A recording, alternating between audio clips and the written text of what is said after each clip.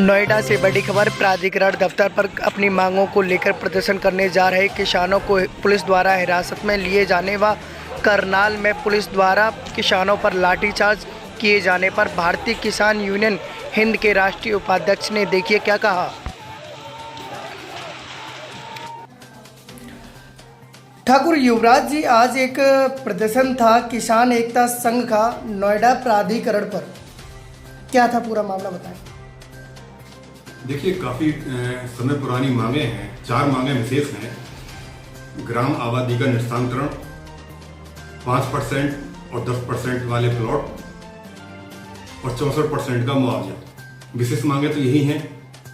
Noida authority कई वर्ष हो गए इन पर ध्यान नहीं दिया, तो आज उसी चैप्टर पर था, लेकिन इन्होंने पहले की तरह ही इस बार भी काफ़ी किसान भाइयों को हिरासत में ले लिया गया और हिरासत में लेकर उनको पुलिस लाइन भेज दिया गया। लगभग उसमें कुछ महिलाएं या फिर केवल जो जेंट्स ही थे, क्या महिलाएं भी थी उसमें प्रदर्शन में? उसमें महिलाएं भी थी। जब हम अपने घर से निकले, हमारे साथ तो भीड़ भी नहीं थी, तो 3 जगह पुलिस वालों ने हमको भी रोका। हमने उनसे पूछा कि किस अपराध के उसमें आप हमको रोक रहे हैं, हमने ऐसा कौन सा कानून का उल्लंघन कर दिया। उन्होंने बोला आपके निकलने से कानून का उल्लंघन हो सकता है, धारा 144 लगी हुई है।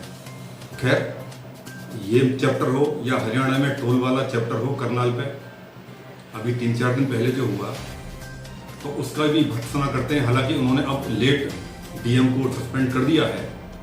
जो डीएम मतलब इस तरह का फरमान सुना सकता है तालिबानी कि अगर ये होता है वो होता है, तो आप इस तरीके से सिर फोड़ दीजिए और कुछ भी कर दीजिए, तो वो बड़ा शर्मनाक है।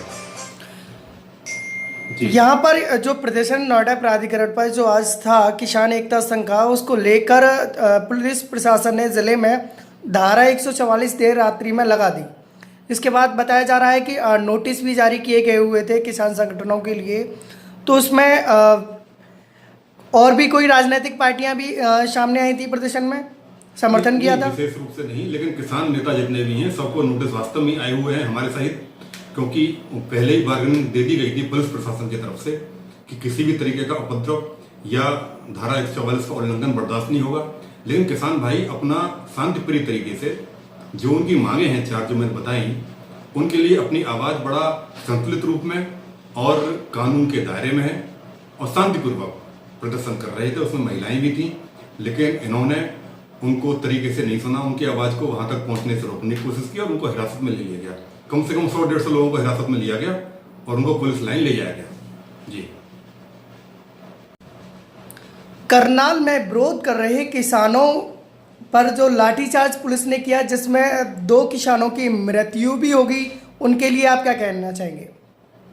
देखिए, किसानों की कोई उसमें कमी नहीं, कोई चूक नहीं, लेकिन जिस तरीके से प्रशासन का जो नेतृत्व कर रहे अधिकारी थे, उन्होंने अपने अधीनस्थ अधिकारियों के लिए जिस तरीके से बोला गया, सिर कि ये कर देना वो कर देना, सिर्फ फाड़ देना, उस तरीके से उन्होंने उसका पालन किया। तो निम्न स्तर के जो पुलिसकर्मी हैं, जो सहपाठी हैं, उनकी मैं कोई इसमें चूक गलती नहीं मानता। इसमें जो पुलिस प्रशासन के अधिकारी हैं ऊंचे लेवल पर, उनकी कमी है। चाहे उनको इस समय इतना हंगामा हुआ है तो उनको मतलब सस्पेंड कर दिया गया है, पुलिस प्रशासन की बहुत बड़ी चूक है। किसानों ने ऐसा कोई अपराध नहीं किया, वो कोई आतंकवादी नहीं थे। जनरल डायर की कहानी इन्होंने याद दिला दी।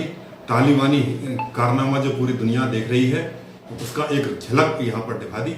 सिर्फ फोड़ दिए गए किसानों को, खून खराबा कर दिया गया। ये बड़ा गलत किया, उसकी मैं निंदा करता हूँ, आलोचना करता हूँ, और इस पर हरियाणा सरकार को जवाब देना चाहिए और इसकी निष्पक्ष जांच होना चाहिए कि इस तरीके से इतनी गंभीरता पूर्वक ऐसा किसानों ने क्या कर दिया था कि उनको इतनी बुरी तरह चोट पहुंचाएगी। उनकी हम निंदा करते हैं।